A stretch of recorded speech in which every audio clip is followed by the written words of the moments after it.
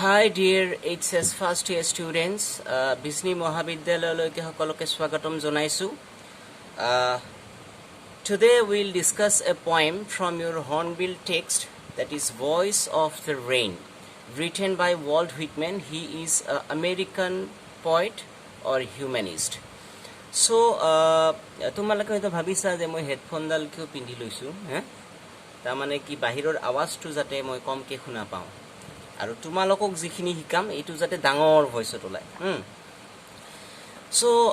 before going into details, I just want to give an introduction.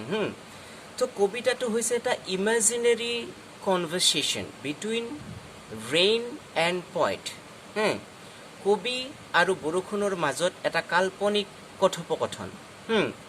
অৰ্থাৎ কবিয়ে বৰষুণক প্ৰশ্ন কৰিছে বৰষুণে কবিক কিবা এটা উত্তৰ দিছে যেটো কিন্তু কবিয়ে আমাক কৈছে stands to tell কবলৈকে কিন্তু খুব ডিফিকাল্ট আপোনালোকক একচুয়ালি কব নোৱাৰি as here translated কিন্তু মই তথাপিতো ট্ৰান্সলেট কৰি দিছো এনেকৈ কৈছে অৰ্থাৎ ইয়াতে প্ৰথম দুটা line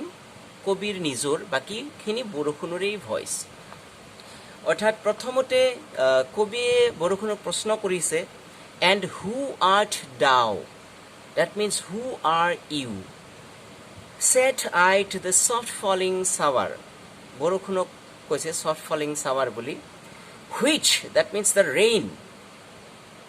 stands to tell, though it is stands to tell, gave me an answer. That means Borokhune kobik eta uttor disil as here translated. Aru jitu moi yat translate kori disu. Tar pasot eneke kobir to agbari goi thakibo. So আমি প্রথমতে কইছো while go on discussing the content of the poem, I would also like to discuss the rhetorical devices. Rhetorical devices means আমার সাহিত্যত কিছুমান figures of speech থাকে সব সাহিত্যৰে থাকে যেনে আমি অসমীয়াত আমি উপমা বুলি কলে ইংলিশত হেতু মেটাফৰ হয় so তেনেকুৱা দুটা উদাহৰণ দি দিছো মই তোমালোকে বুজি পাবা suppose simile is one if I say oh my love like a red rose, that means my beloved and the rose দুটা বেলেগ বস্তু কিন্তু তাৰ মাজত এটা সিমিলাৰিটি আছে কিছুমান সিমিলাৰিটি হয়তো আছে ফ্ৰেছনেস বিউটি এনেকুৱা আৰু মেটাফৰটো হৈছে দুটা বস্তুৰ মাজৰ কম্পেয়াৰিজন কিন্তু তাত as like এইবিলাক শব্দ ইউজ কৰা নহয় মই যদি কওঁ he is the tiger of Bijni, that means Bijni is a jungle and he is also compared to a tiger. তেও বিজনিৰ বাঘ মানে তেও হৈছে বাঘ আৰু বিজনিখন হৈছে এখন জংগল বহুত তুলনা লুকাই আছে তাক ইনডাইৰেক্ট সিমিলিক আমি একচুয়ালি মেটাফৰ বুলি ক'ব পাৰো উপমা বুলি ক'ব পাৰো আৰু কিছুমান এক্সটেন্ডেড মেটাফৰ থাকে সো এতিয়া আমি কবিতাটো আৰম্ভ কৰিছো সো প্ৰথমতে and who art thou ইয়াত কিন্তু আৰ্ট মানে ART কবিয়ে বৰষুণক সুধিছে who art thou তুমি কোন কলা সংস্কৃতি এইটো নহয় ইয়াতে কৈছে কি ART, that means it is an archaic form. আমি যদি অলপ ordinary language কৰি অকনমান বেলেগ ধৰণৰ কবিতাত language ইউজ কৰো কবিতা বিলাক ভাল লাগে সো সেই কাৰণে ইয়াতে কি কৈছে archaic form. Archaism to a rhetorical device. That means who are you? Thou means in poetry you. Who are you? Said I to the soft falling shower. It is soft falling shower বুলি ক'লে এটা তাতো এটা আছে imagery চিত্ৰকল্প অৰ্থাৎ কবিয়ে বৰষুণক সুধিছে who are you আৰু said I to the rain নকৈ পেলা কবিয়ে কি কৈছে soft falling shower, that means visual imagery আছে অর্থাৎ ইয়াতে আছে কি soft falling shower बारिश की बूंदे धीमी धीमी से धरती पे पड़ रहा है और गिर रहा है so this is a visual imagery we can imagine that phrase or word that is called imagery and here also alliteration ami alliteration ka ko soft falling shower repetition of the sound saw in nearby words soft falling shower said I to the soft falling shower sha repetition বহুবার ইয়াত repeat হৈছে তো এটুক alliteration কয় তো বৰষুণে আমাক কি কৈছে আমি ডাইৰেক্টলি তাকে আহিছো আমি খুব কম সময়ত আপলোড নহব ক'ব লাগিব বৰষুণে কৈছে I am the poem of art বৰষুণে কবি কৈছে মই পৃথিৱীৰ কবিতা ইয়াতে মেটাফৰ আছে বৰষুণে মানুহৰ নিচিনা কথা কৈছে মেটাফৰ নহয় দে পাৰ্সনিফিকেশনও আছে মেটাফৰ এইটো I am the poem of art এটো মেটাফৰ হয় so I am the poem of art. মানুহৰ নিচিনা কথা কৈছে পাৰ্চনিফিকেশ্যন কি যেতিয়া আমি ইনএনিমেট অবজেক্ট এটাত when an non-living object is attributed a human quality it is called personification. Suppose the rain is here talking like a human being, so it is personification.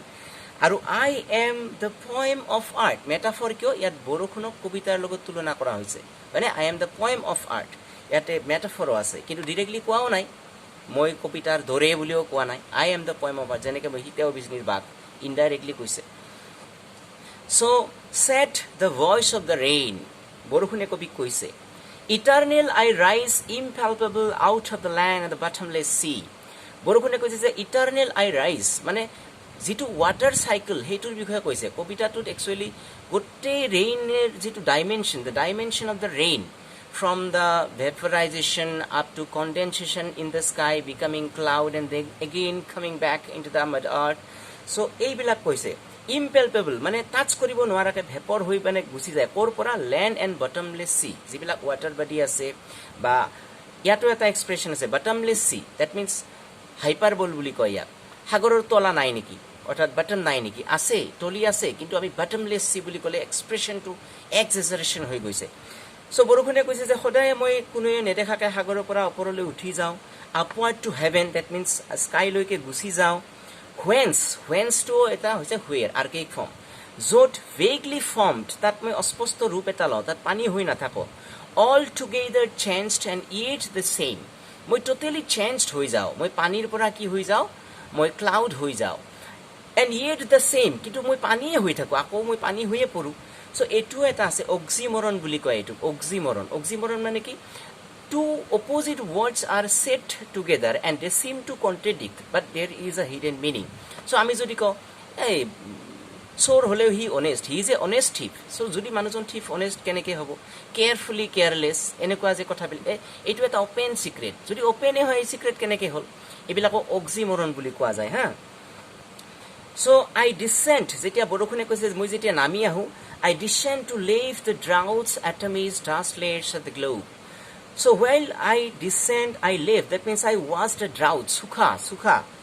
atomies means the atom you have already studied electron proton here it is tiny particles the small particles of this earth all these are washed by rain is a life sustaining element you know বৰষুণ নহলে একো নহব পৃথিৱীত dust layers of the globe আৰু ধূলি মাকতি বিলাক মই পৃথিৱীৰ ধুই দিম মই যেতিয়া নামি আহো and all that in them without me were seeds only latent or unborn আৰু মই নাহিলে গুটি বিলাক গছৰ গুটি হৈ থাকিব they don't grow into plants without me so এই কথাটো কৈছে ইয়াতে মই এটা কথা তোমালোকক কৈছো যে ওয়াল্ট হুইটম্যানে সদায় বিশ্বাস কৰিছিল যে কবিতা বিজ্ঞানতকৈ শ্ৰেষ্ঠ আৰু সেই কাৰণে তেওঁ ইয়াতে প্ৰথমতে গোটেই ওয়াটাৰ সাইকেলৰ যেটো ডাইমেনশন হেতু কৈ লৈছে আৰু এখানে তেওঁ এটা সাইন্টিফিক ওয়াৰ্ড বিলাক ইউজ কৰিছে ড্ৰাউটস এটমিজ ডাষ্ট লেয়াৰ্স গ্লোব এনেকুৱা সাইন্টিফিক ওয়াৰ্ডস বিলাক ইউজ কৰিছে আৰু গোটেই ওয়াটাৰ ডাইমেনশনটোৰ বিষয়ে তেওঁ কৈছে কেনেকুৱা এটা মানে এটা নিৰ্দিষ্ট পৰিমাণৰ টেম্পাৰেচাৰ পোৱাৰ পিছত পানীৰ যিবিলাক পাৰ্টিকল আছে সেইবিলাক লাহে লাহে এৰাৰি যেটো মলিকিউলাৰ ফোৰ্সটো নোহোৱা হলে ভাইব্ৰেশনৰ পিছত লাহে লাহে এৰাৰি হয় আৰু গেছ হয় ওপৰলৈকে উঠি যায় আৰু তাত কেনেকুৱাকে কনডেন্সড হলে আকৌ হেই ওয়াটাৰ ড্ৰপলেটৰ যিবিলাক পাৰ্টিকলছ আকৌ লগ হৈ যায় আৰু তাততো আকৌ গেছ হোৱাৰ প্ৰশ্ন নাহে তাত কি হয় যে লগ হৈ মলিকিউলাৰ ফোৰ্সৰ কাৰণে লগ হৈ আকৌ যেতিয়া ওজন বিলাক বাঢ়ি যায় এই পাৰ্টিকলছ বিলাকৰ তেতিয়া আকৌ মানে বৰষুণ হৈ পৰে so G Haque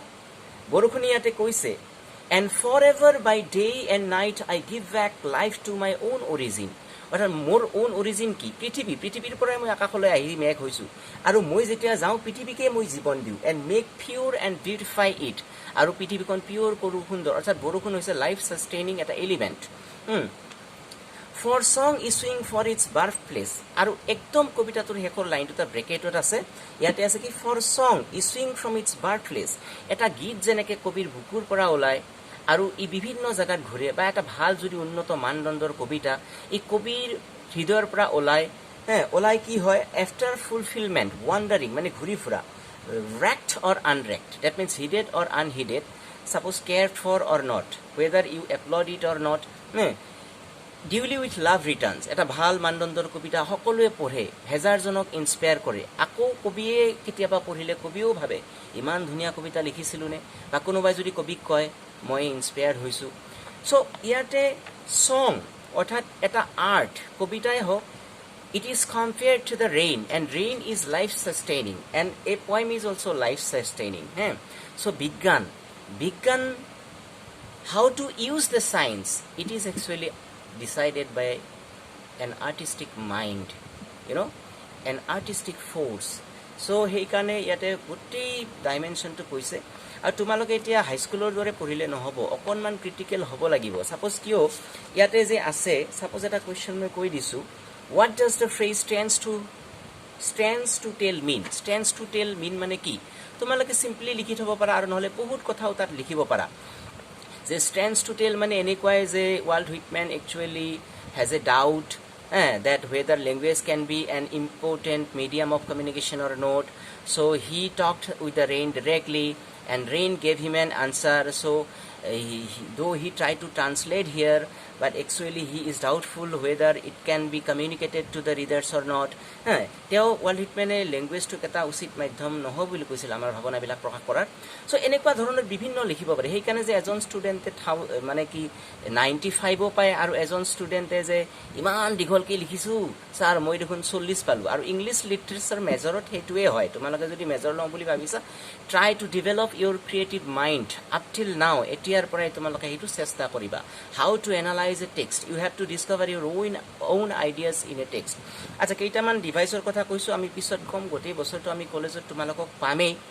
this a video to moi Google Classroom ot pathai dim tumalokok aru YouTube to moi pathai dim tumaloke sabo pariba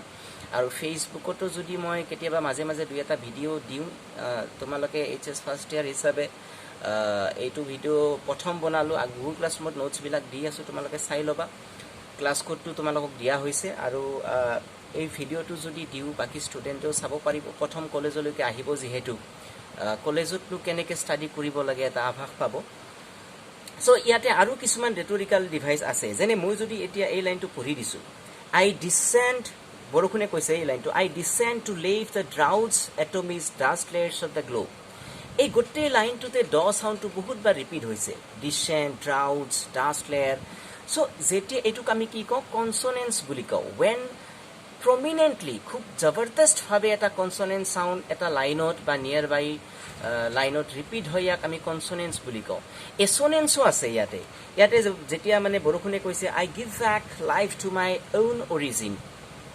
the vowel sound is repeated in nearby words own origin দুটাতে vowel sound repeat এটুক এসোনেন্স বুলি কও বা ইয়াতে আৰু কিছুমান device আছে 12 minute হল upload নহব মই ছুটি কৰিছো সাপোজ এনাফৰা আছে এই কবিতাটোত এনাফৰা কাক ক এই তোমালোকে চাবা কবিতাটোত তলুৰ পৰা গলে আমাৰ ব্ৰেকেটৰ লাস্ট লাইন তিনিটা ব্ৰেকেটৰ লাইন দুটা বাদ দি তিনিটা লাইন কিন্তু এন্ড শব্দটোৰে আৰম্ভ হৈছে and all that in them this and forever by day and night I give back life to my own origin and make pure and beautify it so when two or more conjugative lines begin with a word or phrase same word or phrase it is called anaphora so etu anaphora etinota line endor dara arambh hoise aru onek rhetorical device yate ase jibilakok ami figures of speech buli kau hebilakor opor to proshno ahibo tumalokor so tumalok sabo lagibo sob khinie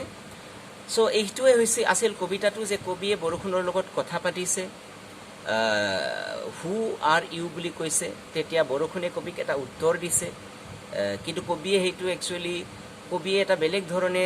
কৈছে যে মই আপোনালোকক কৈছো কিন্তু আপোনালোকে এইটো এটা second hand experience মই ট্ৰান্সলেট কৰি দিছো সো তেতিয়া আমি মানে গোটেই বৰখুনৰ উত্তৰটো শুনি গম পালো যে বৰখুনে কি কৈছে গোটেই ওয়াটাৰ সাইকেলটো তেও কোৰ পৰা যায় বা বৰখুন কোৰ পৰা যায় কেনেকে ভেপৰাইজেশনৰ পৰা কনডেনসেশন হয় কেনেকে আহে কেনেকে আহি পৃথিৱীক আকৌ জীৱন দান দিয়ে আকৌ পৃথিৱীৰ পৰা উঠি যায় dimension of the rain is told by the rain itself and in the last two lines in parentheses they tell something extra that is not told in the not directly related to the poem so hope you will like this video and listen very carefully I might not even be very good in explaining you because it is not a contact mode or face-to-face communication actually stimulus is not God you know stimuli is important. So eye contact নাই বা যিয়ে নহওক, but this video will at least a bit helpful. It will be for you, so just watch it. And সকলোলৈকে শুভেচ্ছা যাচিছোঁ। ছেপ্টেম্বৰৰ 1 তাৰিখে most probably 6 চেমৰ class আৰম্ভ হ'ব, আৰু তোমালোকৰ হয়নে নহয় অৱশ্যে নাজানিম। পৰীক্ষা হয়তো গুৱাহাটী ইউনিভাৰ্চিটিৰ পৰা কিবা এটা ডেট দিছে 6 চেমৰ। চ' most probably তোমালোকৰ ক্লাছ অতি সোনকালে আৰম্ভ হ'ব। ইউনিফৰ্মবিলাক চিলাই লোৱা আৰু এটা নতুন জীৱন স্কুলৰ নিচিনা ইয়াত ফ্ৰীডম তোমালোকে পাবা, কিন্তু সেই how to use that freedom, how to keep balance in your between your freedom and curtail of freedom, you know try to understand it. So I welcome all of you, all our students to Bijni College, and I also think that this video will be helpful for other students as well, those who watch it. So thank you so much.